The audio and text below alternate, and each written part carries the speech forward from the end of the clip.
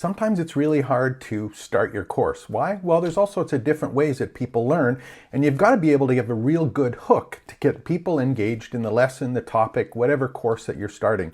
Now, one of the things that normally happens is that you get kind of dry and you want to spit out the information right away, but that may not necessarily be the best way. So here's one of the tricks that we've been using in the courses that we create. And what is it?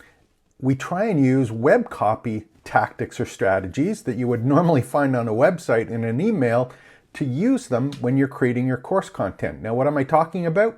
When you go start a lesson, normally what happens is you'll see stuff like, why is this important? What is it that you're learning? How does it apply? When you go and read some web copy or something on a website, you'll see one of maybe 10, normally 2 different styles. One is the old school one, which was AIDA, which applies to old one-on-one sales calls, and it was attention, interest, desire, action.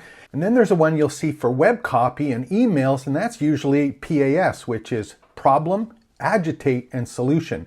So what I think is probably the best strategy is you've got to take a look and say, how am I starting my lessons, my topics, my courses? And I'm betting that one of those 2 particular models will work, especially with all of the different noise and all the different information available to people. The one that we're using more often is the problem, agitate, solution.